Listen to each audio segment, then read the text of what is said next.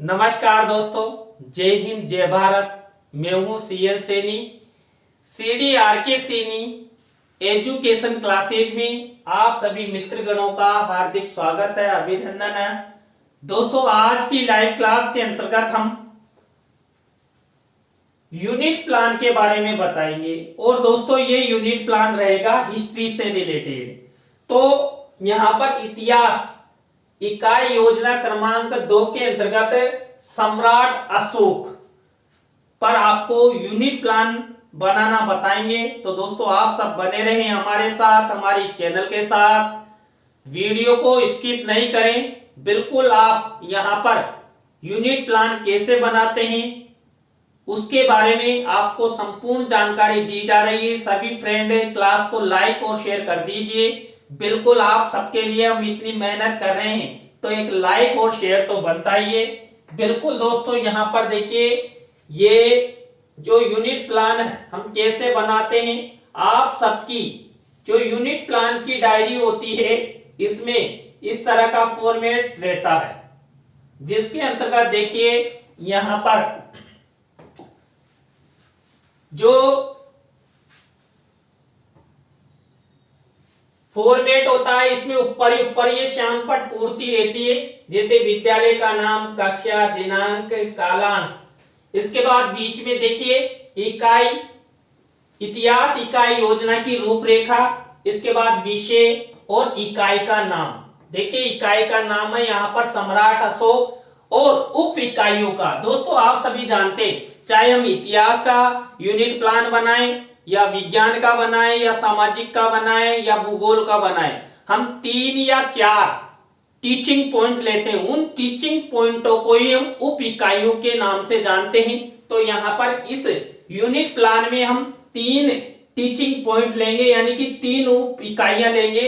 तो पहली है राजधानी पाटलिपुत्र में सम्राट अशोक के स्वागत का वर्णन, कलिंग युद्ध का वर्णन करता सम्राट अशोक का अभिलेख और अपनी प्रजा के लिए सम्राट अशोक का संदेश। ये तीनों उप इकाइयां रहेगी। दोस्तों ये फॉर्मेट देखिए, विषय वस्तु विश्लेषण, उद्देश्य, अपेक्षित व्यवहारगत परिवर्तन, उप इकाई व शिक्षण बिंदु इसमें चलेंगे।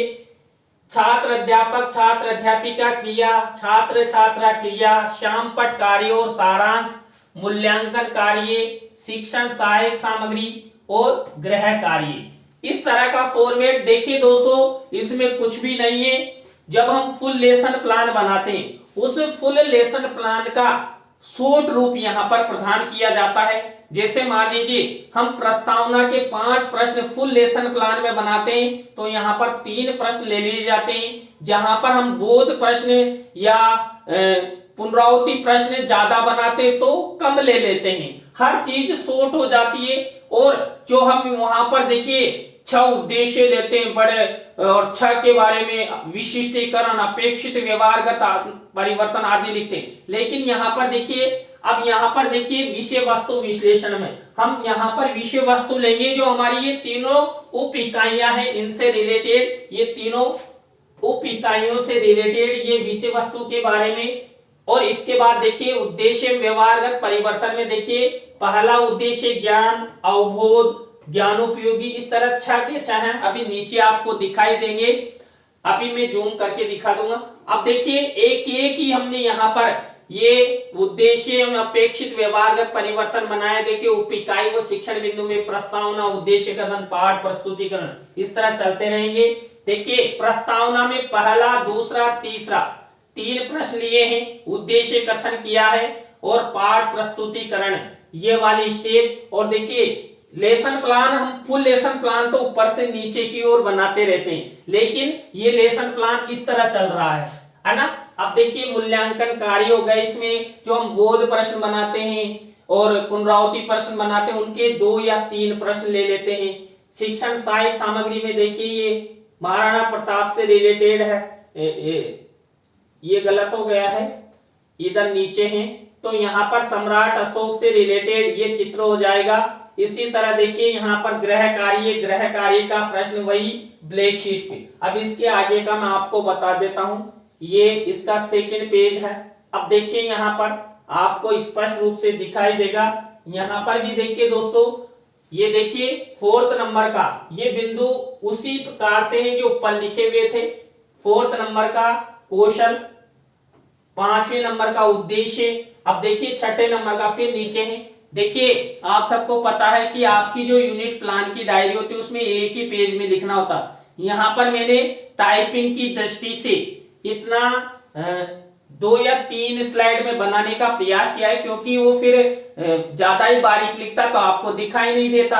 अभी आपको स्पष्ट रूप से दिखाई दे रहा। आप इसको स्क्रीनशॉट लेकर भी अपना यूनिट प्लान बना सकते हैं। देखिए यहाँ पर पहले टीचिंग पॉइंट से रिलेटेड है विकासात्मक प्रश्न, छात्र अध्यापक छात्र अध्यापिका कथन, और यहाँ पर बोध प्रश्न। देखिए 3 की जगह 2 ले लिया है, ये इनका उत्तर है, और ये वही श्यामपट पूर्ति वाला कॉलम है, और ये इससे रिलेटेड चित्र है, ये इसी के सामने है। इसी के बाद दूसरा हमारा ये टीचिंग पॉइंट है, वही विकासात्मक प्रश्न, छात्र अध्यापिका कथन और बोध प्रश्न।